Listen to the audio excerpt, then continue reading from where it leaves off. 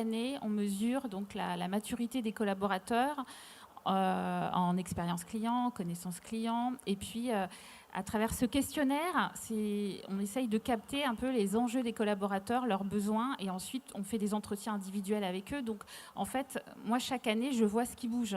Je vois que l'expérience client, c'est quelque chose qui, ça y est compris de la majorité des collaborateurs. En revanche, la connaissance des clients, beaucoup moins, d'où ce travail avec les flash clients. Donc en fait, oui, tous les ans, on mesure, on propose des choses, et puis c'est comme ça qu'on voit ce qui bouge ou pas.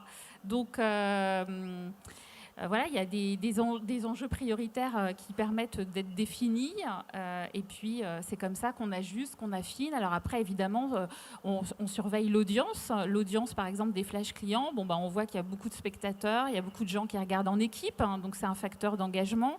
La nature des questions aussi des collaborateurs a évolué, c'est-à-dire qu'on est passé de « prouve-moi que l'expérience client crée du business et de la valeur et que ça fonctionne dans d'autres entreprises ». Ça, c'était l'enjeu d'il y a 3 ans. Donc, il fallait que je prouve. Et d'où j'organisais des dispositifs avec des entreprises et des intervenants de l'extérieur qui venaient raconter ce que c'était que l'expérience client dans leur entreprise et pourquoi ça a créé du business. Et ces entreprises donnaient beaucoup d'exemples. Donc, par exemple, on a créé un rendez-vous qui s'appelait le Forum Culture Client. Ça a duré 4 ans. Il y a eu 40 éditions. Beaucoup d'entreprises sont venues faire des retours d'expérience, des témoignages, notamment Sandrine et Catherine. C'était voilà. CX Business même. Alors avant ça, c'était les conférences CX Business qu'on avait travaillé ensemble. Sur le fait de parler du lien entre culture client et rentabilité. Vous voyez ici à l'écran une des questions posées par une des personnes de la salle. Voilà, et donc après il y a eu les forums, et puis ça y est, les collaborateurs, ils ont compris maintenant, ça y est, ils disent ah ouais, ils sont convaincus que l'expérience client crée de la valeur et du business, et maintenant c'est en fait comment je fais moi dans mon métier, dans mon activité pour passer à l'action, avec quelle méthode, avec quels outils, quels indicateurs, qu'est-ce que je peux suivre pour avoir la confirmation que ce que je fais va dans le sens de la satisfaction du client. Comment je mesure ça? Donc on est en train de les aider du coup à être acteurs, mais ce qui veut bien dire qu'ils sont de plus en plus engagés. C'est-à-dire qu'ils ne se considèrent pas passifs, mais ils ont vraiment envie de faire des choses. Ils ne savent pas comment s'y prendre. C'est pour ça que toute l'équipe développement de l'expérience client, c'est pour ça qu'on s'appelle comme ça, on est à leur disposition. Et on opère toute cette transformation de centricité client pour les aider à passer à l'action. Le premier indicateur, et ça paraît logique, hein, c'est au-delà de la culture client, c'est tout notre programme de transformation client. Donc c'est tout simplement le NPS qu'on va aller suivre, le Net Promoter Score, et donc la recommandation de nos clients.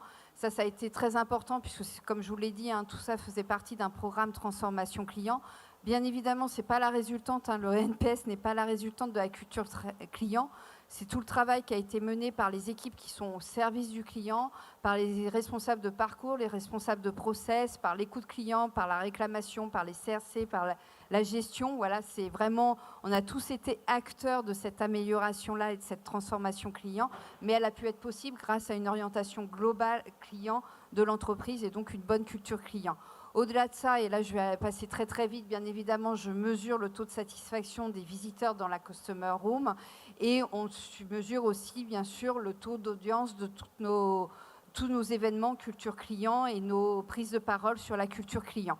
Mais au-delà d'indicateurs, moi, aujourd'hui, il y a vraiment juste quelque chose plus de qualitatif que je souhaiterais vous remonter.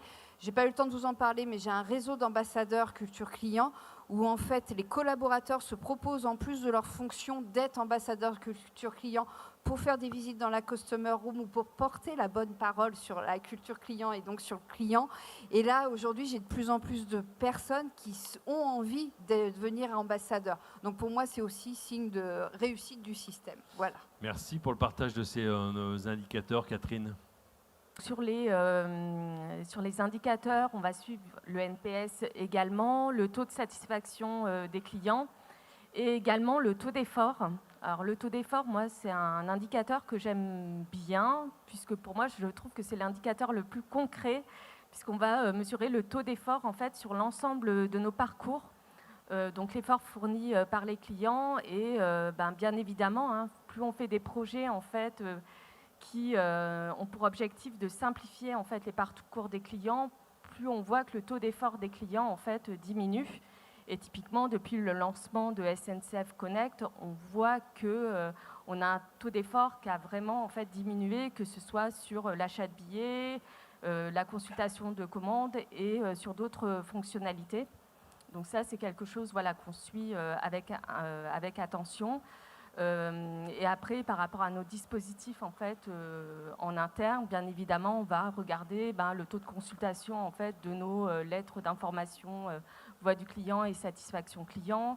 Quand on organise en fait, des ateliers, pareil, on va regarder le taux de satisfaction aussi des collaborateurs, les interroger pour voir quels sont leurs retours.